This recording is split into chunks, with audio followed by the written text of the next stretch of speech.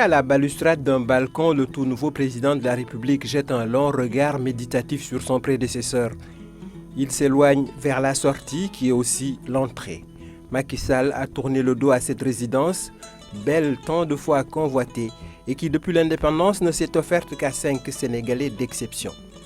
Il en faut pour occuper cette haute station qui surplombe la capitale, d'où on a un large horizon bien au-delà de l'île de Gorée, de siècles de servitude.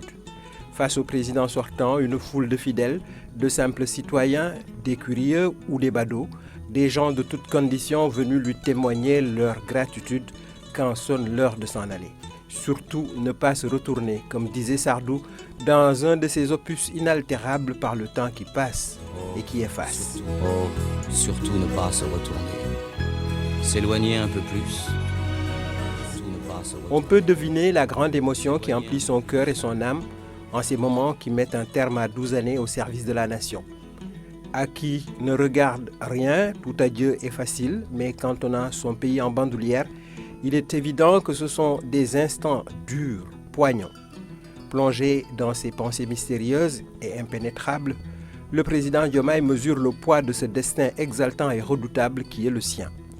La charge de chef de l'État n'est jamais simple, moins qu'une sinécure, c'est une lourde responsabilité pour laquelle il faut une perception éclairée, de l'expertise et de la baraka, cette bénédiction exceptionnelle que certains appellent prosaïquement chance. Ce sort favorable, il faut savoir le provoquer, réunir les différents éléments de son accomplissement.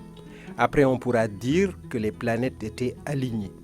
Les défis sont colossaux à tous les niveaux, mais si la bonne étoile de BDF continue de scintiller au firmament de notre Sénégal, nul doute qu'il ne sera pas un espoir déçu, un regret, une déception.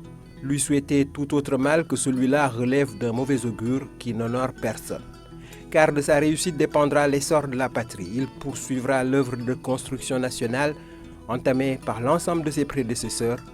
Des ruptures, des continuités, des nouveautés et des aspérités, il y en aura. La journée a été longue, la tâche et les attentes sont immenses, gigantesques. Alors, au travail. Au prix de vies perdues.